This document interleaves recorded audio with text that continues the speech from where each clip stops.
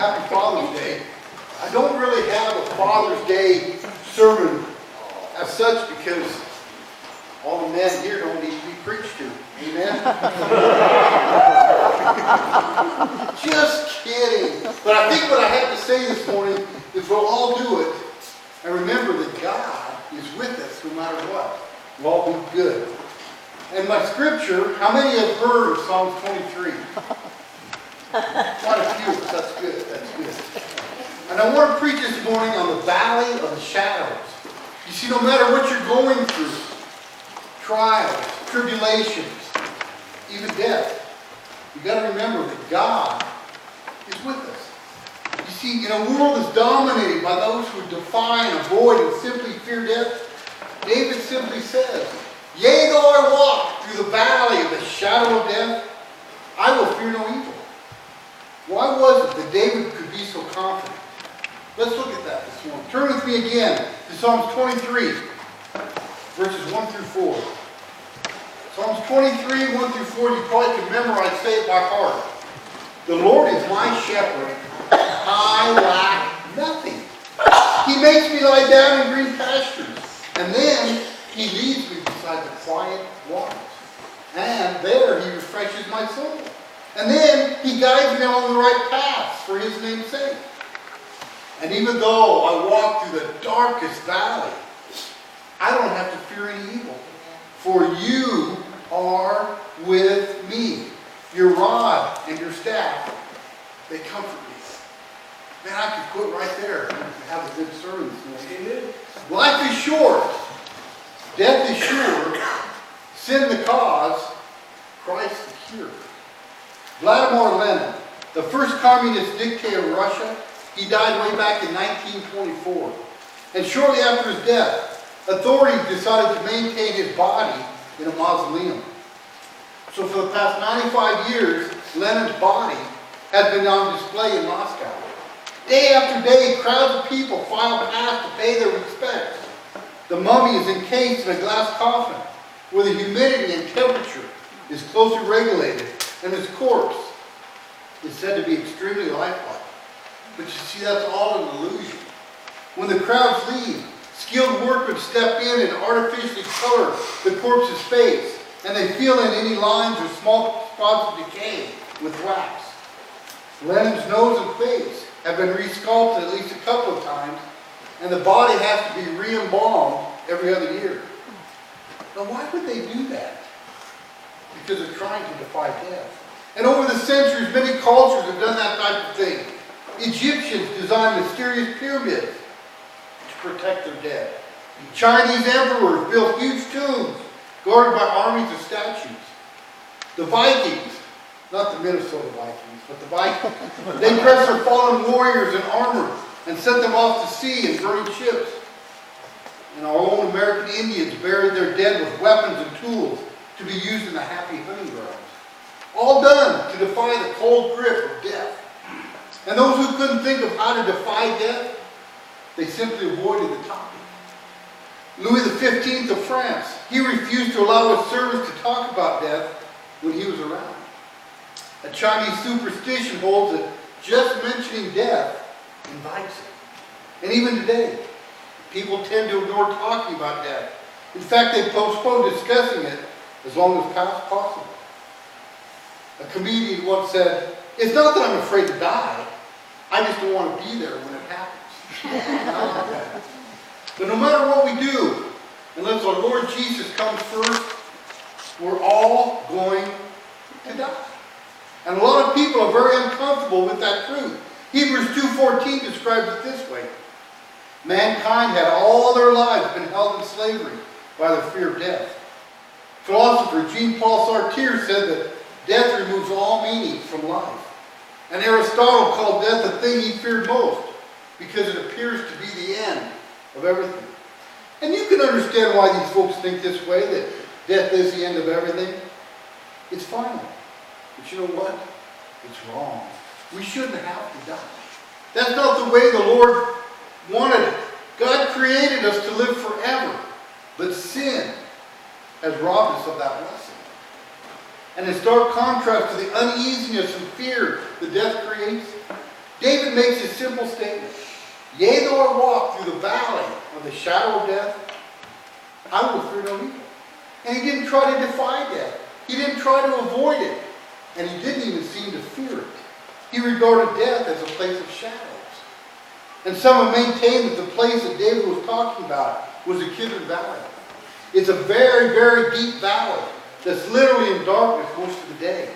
And it's been a place of unimaginable evil, where worshippers of Baal and Moloch have offered their children as sacrifices to their gods. And if you were to visit there today, you'd find that this valley is lined with tombs of the dead. In short, it's a very scary place to visit. It's literally the valley of the shadow of death.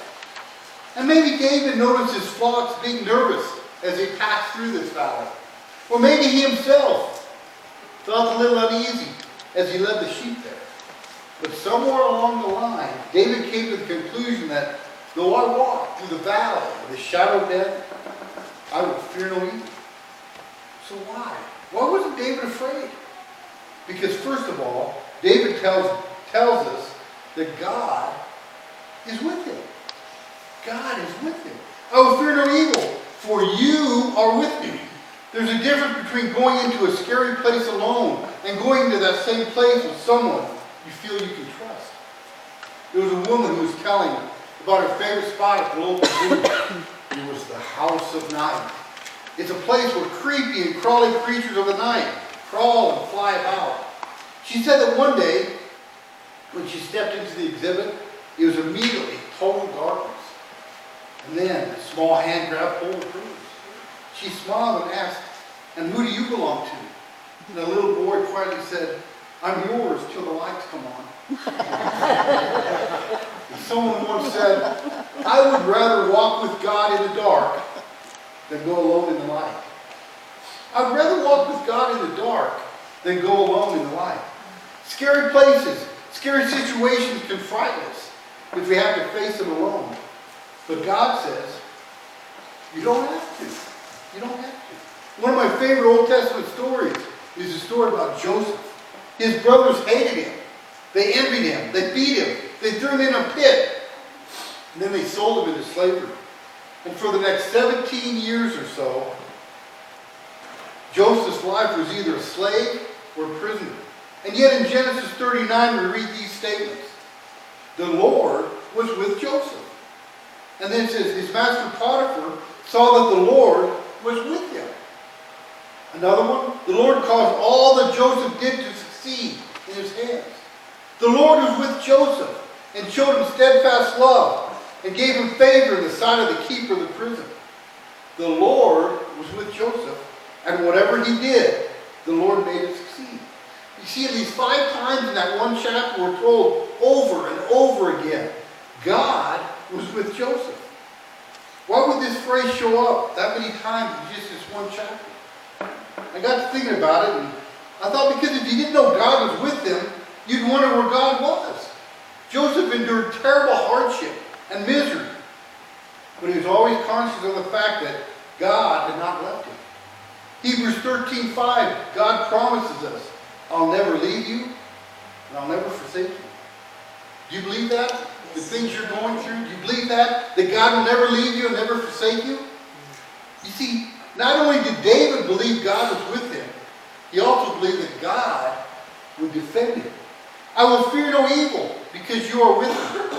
Your rod and your staff, they comfort me. And I'm not going to get into real deep theology on this. All we need to know is that the rod and staff were often used by the shepherd for 2 purposes. Number 1, to keep the sheep in line. And secondly, to use as a weapon against the natural enemies of the flock, like wolves and bears and lions. The safety of the sheep depended on the shepherd being willing and being able to protect the flocks. You see, left on their own, there's no way the sheep could ever protect themselves against the wolves and lions and such. They're not big enough. They're not strong enough. They're not quick enough. And they're not smart enough. They're probably one of the most vulnerable animals ever created. Without the shepherd, the sheep are dead meat. I went to school with a guy that his grandparents raised sheep, and he had a bumper sticker that said, "Eat sheep, 10,000 coyotes can't be wrong. And you remember the story of David and Goliath? David and Goliath. David decides to go out and face that giant. And the Philistine said to David, "Come to me and I'll give your flesh to the birds of the air and to the beasts of the field." And you got to remember, little David, he was probably 5'5". Goliath was probably about 9 foot. So David had to kind of look up to him. And David then said to that big old Philistine, "You come to me with the sword and with the spear and with the javelin. But I come to you in the name of the Lord of hosts, the God of the armies of Israel, whom you have defied." And good old David said, "This day the Lord will deliver you into my hand, and I will strike you down and cut off your head. And then I'm going to give the dead bodies of the host of the Philistines to the birds of the air and to the wild beasts of the earth, that all the earth may know that there's a God in Israel, and that all this assembly may know that the Lord saves, not with sword and spear. For the battle is the Lord's, and he will give you into our hand." And you know what David was saying, don't you? I'm not afraid of you, you big old lug. Because God is with me. He's going to deliver you into my hands. David had a shepherd, and he knew that without God, he didn't have a chance. He didn't have a prayer. But that was never going to be a problem because he had no intention of ever being without God. And God promises to be with us. He promises to defend us. He's going to lead us. That's the power of the opening words of this psalm. The Lord is my shepherd. I shall not want. He makes me lie down in green pastures. He leads me. He leads me. Most people have a GPS on their phone, and I guess I have one too.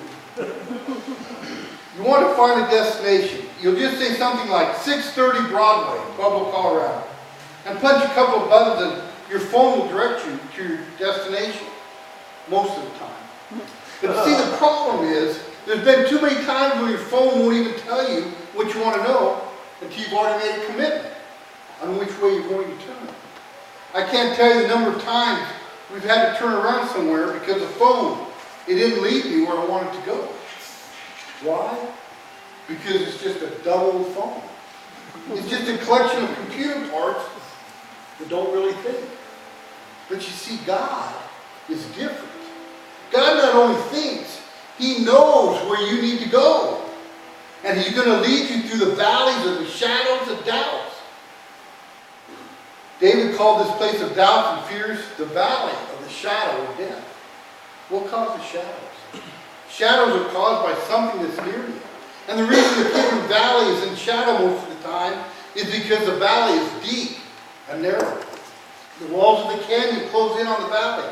The shadow is caused by the nearness of the walls of the canyon. And the Bible is very honest with us. It tells us that there are things in this world that crowd in on us, that wall us in, that seem to trap us in shadows. And the world is like that for us. But Jesus tells us when all these things happen to us, to take heart. He says, in this world, you're going to have trouble, folks. All kinds of troubles. But take heart. I've overcome the world. We live in a world damaged by sin, and we walk in the shadows.